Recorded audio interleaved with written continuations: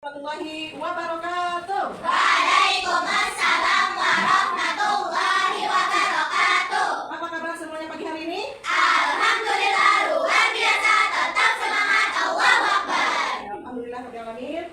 Pada pagi hari ini kita jumpa lagi dalam pelajaran IPS, IPA dan akhlak. Iya baik, kita melihat wajah-wajah yang penuh semangat yang sudah siap untuk belajar.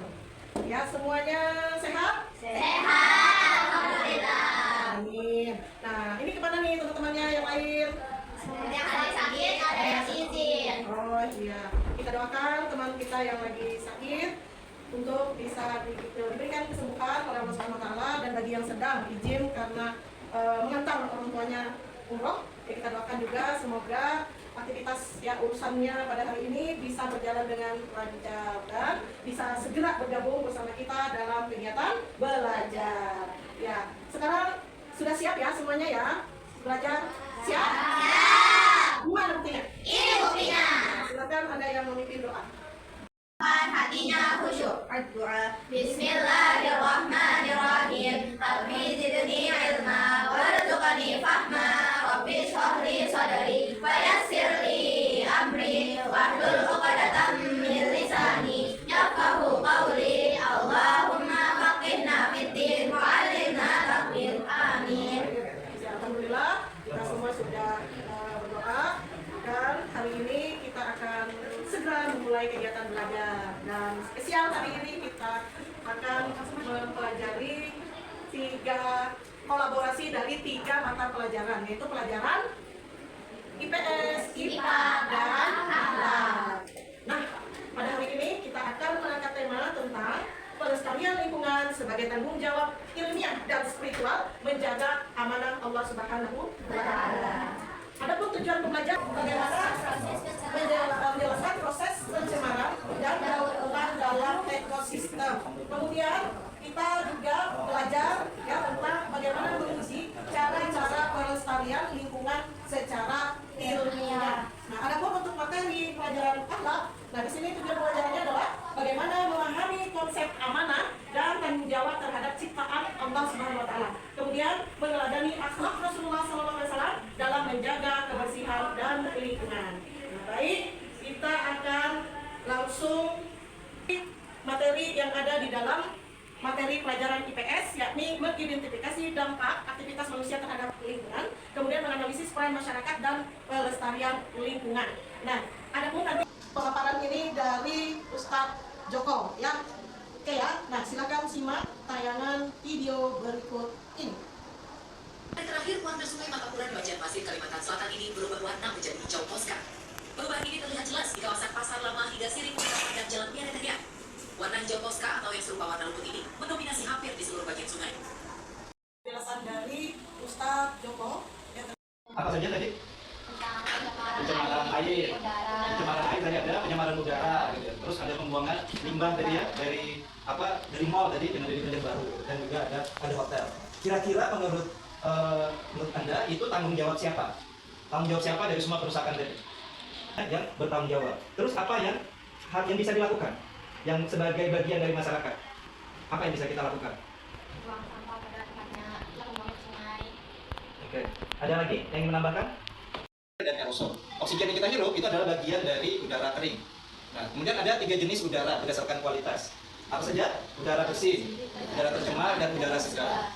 Disebut udara bersih adalah udara dengan kualitas tinggi yang mengandung sedikit polutan dan memiliki keseimbangan komponen alami seperti oksigen dan nitrogen. Contohnya biasanya ada di daerah mana yang biasanya masih bersih? Di pedesaan, di daerah pegunungan gitu. Nah, kemudian yang disebut udara tercemar, nah ini yang ada di video tadi ya. Udara yang mengandung tingkat polutan yang tinggi dari batas aman, seperti partikel debu, asap, dan gas berbahaya. Contohnya udara yang ada di mana? Biasanya di kota-kota besar. Tadi di video tadi contohkan ada Jakarta, bahkan termasuk di Banjarmasin. Dan ada udara segar, udara yang terasa bersih dan nyaman untuk dihirup, seringkali di luar ruangan dan jauh dari sumber polusi. Contohnya misalnya di pantai atau di pedesaan. Nah, kemudian pembagian udara berdasarkan kandungannya, ada kering, lembab, beracun. Udara kering, kelembapan rendah, contohnya udara di gurun. Udara lembab, contohnya di daerah tropis atau setelah kita hujan. Biasanya setelah kita hujan terasa apa?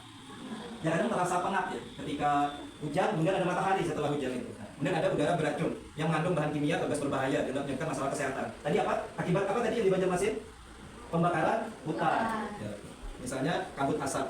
Nah ini kemudian bagaimana cara kita melestarikan sumber daya udara melalui pemasangan alat penyaring udara di pabrik penyebab polusi, mengurangi penggunaan kendaraan bermotor yang menggunakan bahan bakar fosil. Bahan bakar fosil apa saja? Pertama minyak bumi, BBM, disebut bensin, pertalite, pertamax. Kemudian tidak melakukan pembakaran lahan, tidak merokok, kemudian melakukan aktivitas penghijauan dengan menanam pohon. Baik, itu tadi adalah sumber daya udara. Yang kedua adalah sumber daya air. Air adalah salah satu unsur yang paling penting dalam kehidupan. Air adalah senyawa berbentuk cair, es, padat, dan gas berbentuk uap. Bagi manusia, air memiliki banyak kegunaan seperti untuk diminum, juga untuk keseharian kita. Contoh-contoh sumber daya air, ada air laut, ada air apa lagi? Air tanah, kemudian air sungai, dan juga air hujan. Nah, baik, itu adalah contoh dari sumber daya udara dan juga sumber daya air. Untuk selanjutnya, ya, kita akan menjelaskan dari sudut agama kita, yakni Islam, akan disampaikan oleh Ustazah Fatma kepada beliau. Rasulullah bukan hanya mengajarkan kita tentang sholat, puasa, dan zakat, tetapi Rasulullah juga mengajarkan bagaimana hidup bersih dan peduli terhadap lingkungan kita. Sebagaimana hadis beliau, imatatul adza 'anil thariqi shadaqatun. Menyingkirkan gangguan dari jalan adalah sedekah. Hadis riwayat Bukhari dan Muslim.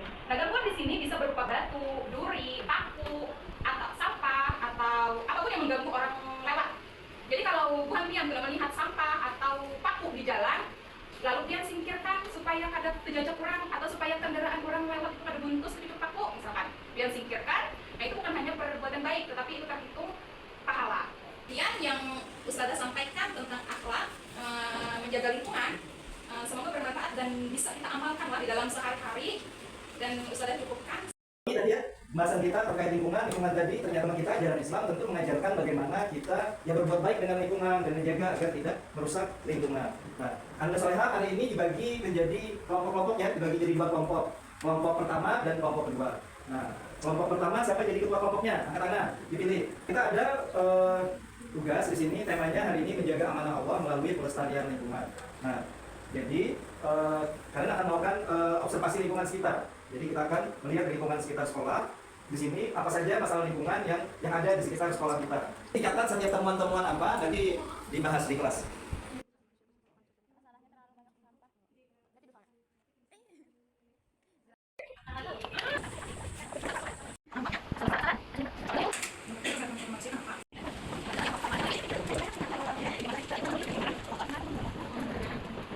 Warahmatullahi wabarakatuh. Waalaikumsalam warahmatullahi wabarakatuh. Dirinya kami di sini untuk mempresentasikan tugas yang kami kerjakan.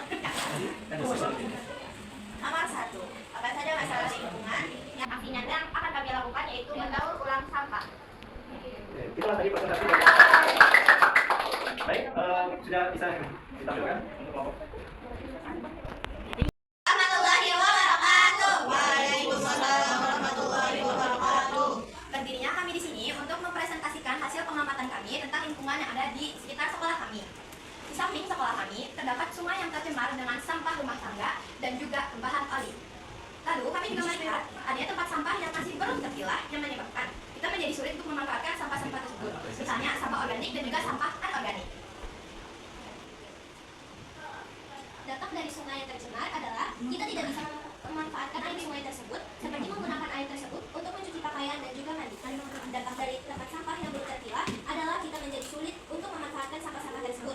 Misal, sampah organik yang harusnya bisa kita jadikan kompos dan sampah anorganik seperti plastik yang seharusnya bisa kita daur ulang.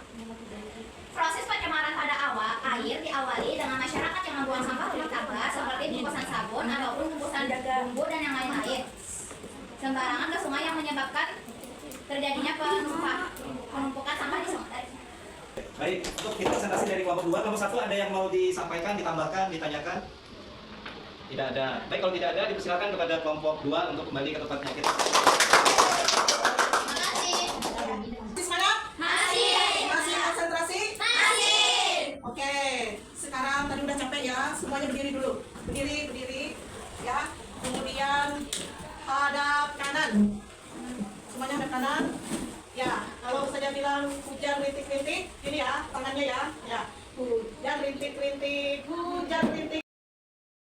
Batuk. Nah, terus kalau hujan badai, nah hujan badai berarti ini diri. Ya sudah ambil panas celok. Apa kelompok 1 tadi pengen apa? Aksi nyatanya? Daur ulang. Kelompok 2 ingin membuat poster. Ya ini adalah bentuk kerjasama yang baik ya. Nah, untuk yang daur ulang, nah sedikit di sini Ustazah mau sampaikan karena di sini kenapa pentingnya daur ulang untuk pelestarian lingkungan? Kenapa? Kenapa daur ulang itu penting?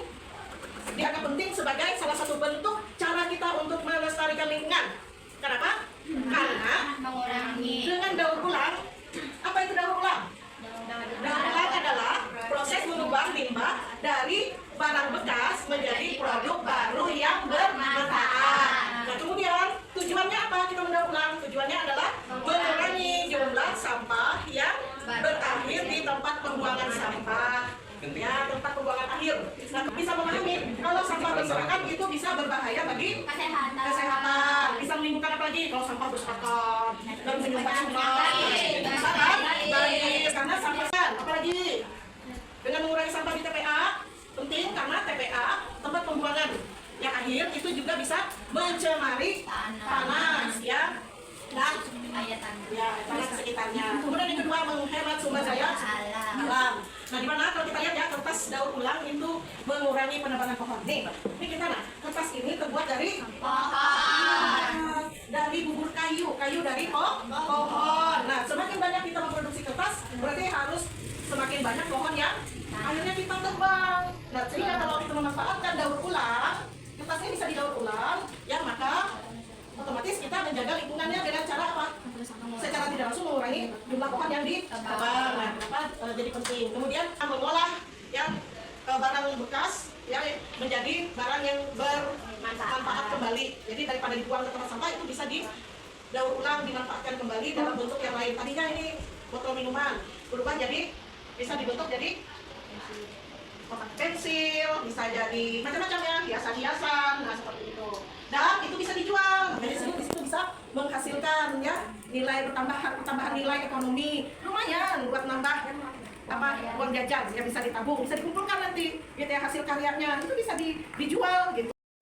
Potongan kain bekas kita menjahit, nah itu daripada dibuang jadi sampah, maka itu bisa didaur ulang jadi produk baru, misalkan jadi keset, terus apalagi jadi serbet, jadi apa? Ya ikat rambut betul, jadi berbagai macam aneka barang yang baru dan itu bernilai jual, bisa dijual gitu ya.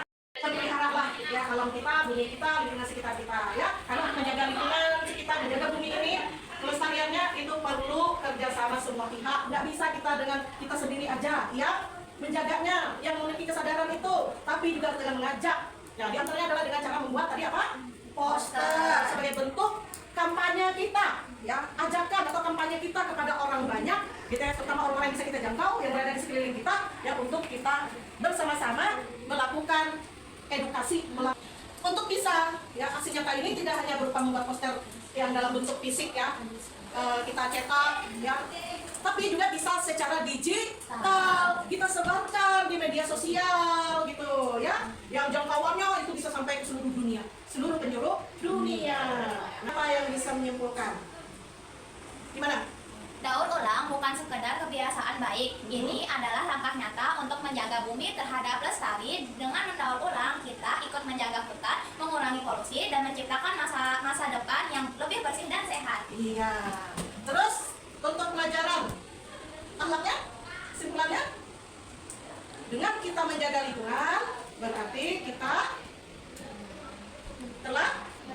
kita sudah menjadi hamba Allah yang menjalankan amanah dan tanggung jawab kepada lingkungan ya, dan itu adalah perintah dari Allah, dan ketika kita melaksanakan perintah Allah berarti kita akan mendapatkan pahala.